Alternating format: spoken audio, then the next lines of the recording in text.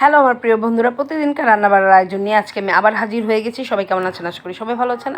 আমার আরেকটি blog video দেখার জন্য সবাইকে আমন্ত্রণ। তো আজকে কী রান্না করলাম এক ঝলক তো দেখিয়ে দিলাম, কিন্তু তার হিস্ট্রিটা কী সেটা শোনেন।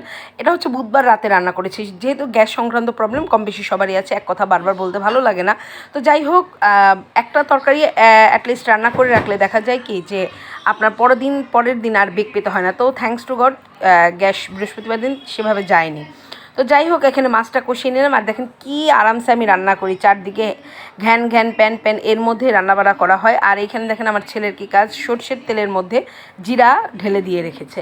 তো যাই হোক, এই তেলটা দিয়ে রান্না করলাম, ভাবলাম যে এইভাবেই রান্না করব। তো তেলের একটা সর্ষের তেলের কাঁচা গন্ধ ইলিশ মাছে পড়লে সেটা ভালোই লাগে। তো নর্মাল আলু দিয়ে প্লেন একটা ঝোল রান্না করব।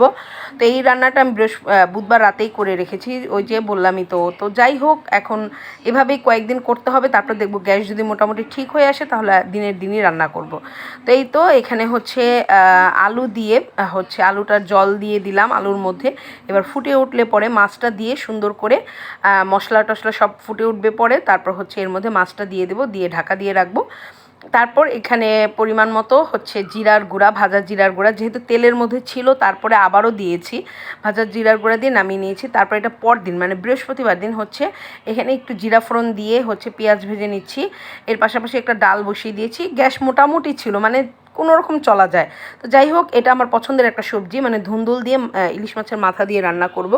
তো দেখা যায় যে যেরকম দিনকাল পড়ছে, তো কিভাবে কি করব সেটাই ভেবে মানে রান্নাকে নিয়ে আলাদা একটা সাবজেক্ট তৈরি হয়ে গেছে। দিনের কখন কি রান্না করছি, কিভাবে কি রান্না করছি, কোনোটারই কোনো দিক বিদিক নাই। দুপুরে রান্না করছি রাতে, রাতে রান্না করছি দুপুরে, এই হচ্ছে অবস্থা। তো যাই হোক, এভাবে এটা হচ্ছে মাছের মাথা দিয়ে সুন্দর করে একটা সবজি রান্না করে নিলাম। আর এর পাশাপাশি হচ্ছে ডালটা কমপ্লিট হয়ে গেছে। তো আজকে দুপুরে রান্না এই আয়োজনই ছিল। তো ভিডিও ভালো লাগলে অবশ্যই লাইক দিয়ে পাশে থাকবেন। আর আপনারা দুপুরে কে কীভাবে খাচ্ছেন সেটা অবশ্যই কমেন্টে বলবেন। আর এখানে করেছিলাম সেই সবজি আর হচ্ছে আনারসের চাটনি, ডাল, ভাত, মাছের তরকারি। Tata, bye bye, thanks for watching.